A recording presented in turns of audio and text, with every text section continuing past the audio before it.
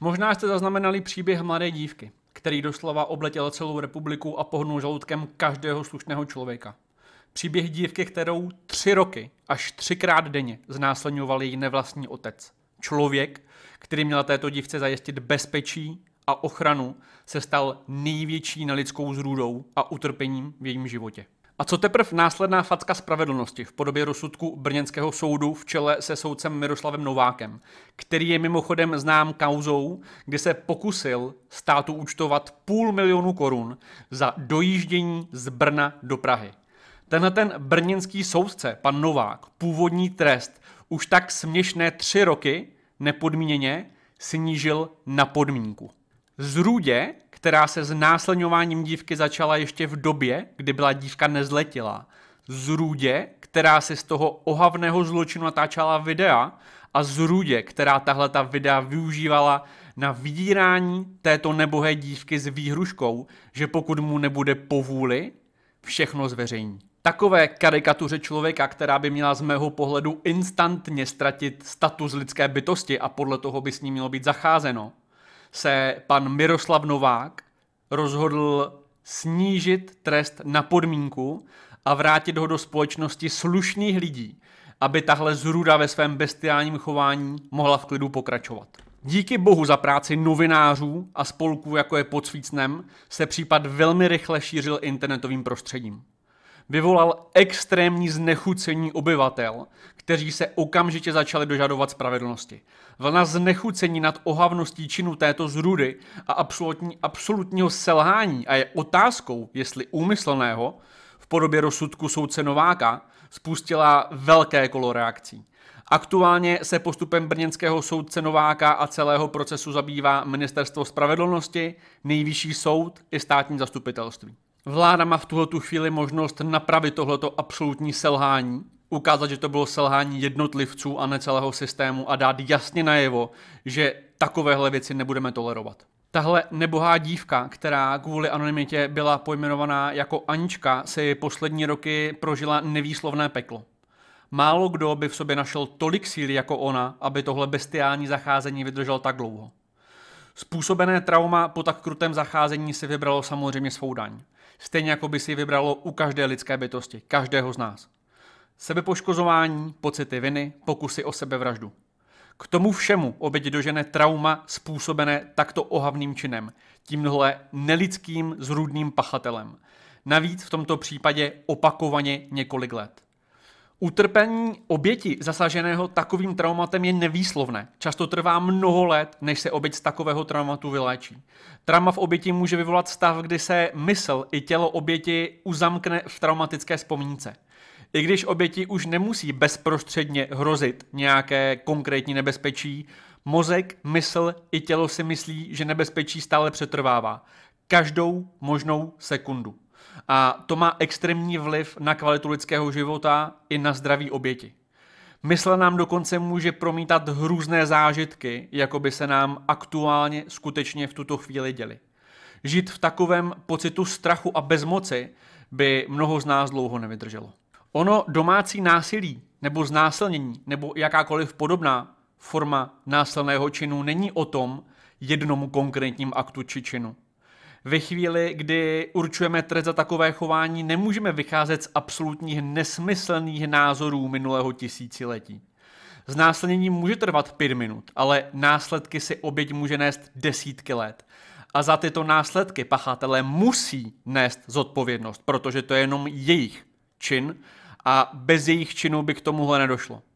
Je na čase, aby se i česká jurisdikce přesunula do 21. století a prostudovala si následky domácího násilí, znásilnění a ostatních typů traumat, vyvolané pachatelem. Každý člověk, aspoň s minimálními znalostmi z oblasti traumatu 21. století, musí pochopit, že tyto formy násilí oběť poškodí dlouhodobě a v mnoha případech jsou to činy horší než vražda. Protože pokud pachatel svým chováním způsobí, že si oběť pod tíhou nesnesitelných pocitů sama sáhne na život, protože už nevidí žádné jiné východisko ze své situace, je tento pachatel přímo a absolutně zodpovědný za tento čin a musí být souzen jako člověk, který vztáhl ruku na život oběti sám. Stejně jako při pokusu o vraždu. Tohle není žádná domněnka, tohle není žádný názor. To je vědecky podložený fakt, dohledatelný v desítkách studií po celém světě. Je povinností naší společnosti a především vlády, aby zabezpečili takové prostředí, ve kterém se oběti těchto příšerných zločinů nebudou bát si říci o pomoc. Do této doby spoustu obětí prožívalo v nevýslovném strachu a utrpení s vědomím, že pomoc je v tomto státě nedostatečná a tresty pro pachatele těchto zrůdných zločinů jsou směšné. Možná, že to příběh Aničky změní.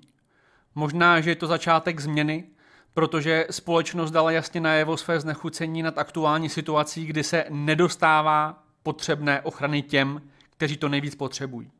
A znovu, je vědecky podložený fakt, že obětem domácího násilí jakékoliv formy může ve správném rozhodnutí bránit nejenom strach z nedostatečné pomoci a reakce agresora, ale dokonce i jejich vlastní mysl, která jim může aktivně bránit v rozhodnutí dostat se z tohoto pekla.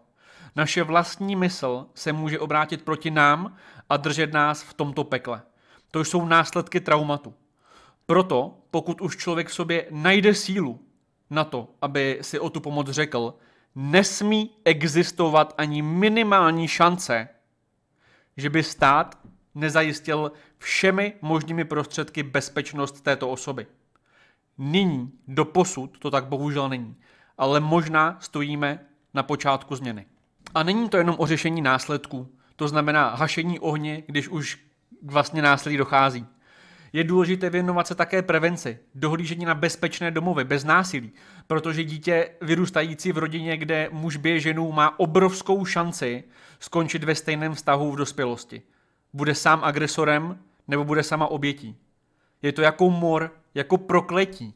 Pokud by stát věnoval na prevenci jen zlomek toho, co stojí náklady na soudní řízení, vyšetřování trestných činů, lékařská ošetření, sociální dávky a mnoho dalšího, což jsou vlastně náklady spojené s tímto druhem násilí v rodinách a vztazích, tak by se během generace nebo dvou změny extrémně projevily nejen v kvalitě společnosti a v ústupu tohoto stylu agrese, ale i v ušetřených nákladech, které by zase mohly pomoci někde jinde.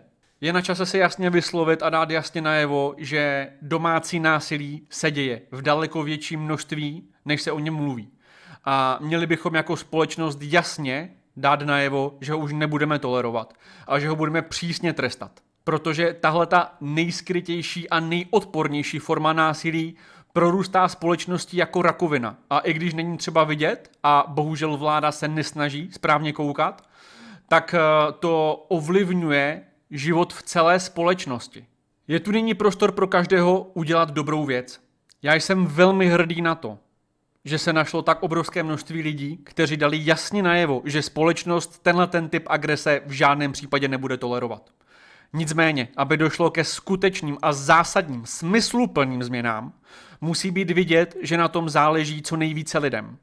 Musí být vidět, že vám není jedno, jestli stát bude i nadále svou roli vykonávat nedostatečně a umožní násilníkům terorizovat nevinné oběti. Pokud se ozvete, může se to změnit. Můžete být součástí té změny. Můžete pomoci udělat svět o něco lepším místem k životu. Pro lidi jako je Anička, která si prošla něčím, čím si žádná lidská bytost neměla projít. A Aničko, i když to není tvé pravé jméno, je mi strašně moc líto, co tě potkalo. Věz, že mě ani jiným lidem není jedno to utrpení, kterým jsi prošla a bolest, kterou cítíš.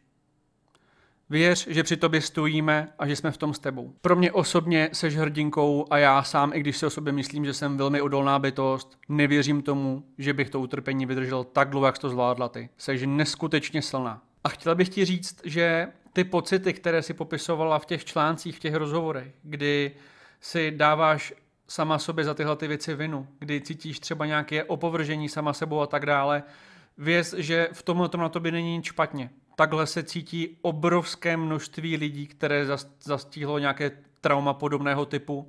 A i když to je prostě trošku rana pod pás, tak takhle naše mysl někdy funguje. To, co ti můžu říct, slíbit, je, že když tomu dáš čas, tak budeš časem dostávat nadhled na tu situaci. Budeš to schopná vidět s odstupem a přijde den, kdy pochopíš, i když to teďka tak nevnímáš, že si po celé ty roky nemohla konat jinak. Já vím, že teďka třeba ten argument nepřijmeš, ale časem pochopíš, že to, co tady říkám, je skutečně pravda. Já si v tuhletu chvíli z srdce přeju, aby takových příběhů už nemuselo být více. Než se nečinná vláda a společnost rozhodne konečně konat a adekvátně dohlížet na bezpečnost i v rodinách, chránit potřebné a zabezpečit, že se pomoci a bezpečí dostane všem, kdo o ně požádají a budou jej potřebovat. Pokud byste chtěli podpořit dobrou věc, vznikla sbírka na pomoc Aničce. Tahle sbírka jí dá šanci časem znovu postavit se na nohy, vyléčit se ze svého traumatu a bojovat za své právo mít znovu radost ze života. Ovšem mnohem více než o peníze, tady jde o gesto. Dát najevu svou podporu. Zakřičet do světa, že i když osobně nemusíte znát oběti těchto příšerných zrůdných činů, jejich bolest vám, nám není jedno a stojíme při nich. V takových chvílích má podpora obrovskou váhu. Já vím, že když tomu dá Anička čas, bude to lepší a vy k tomu můžete pomoct. Svět bude navždy tvým dlužníkem, Aničko.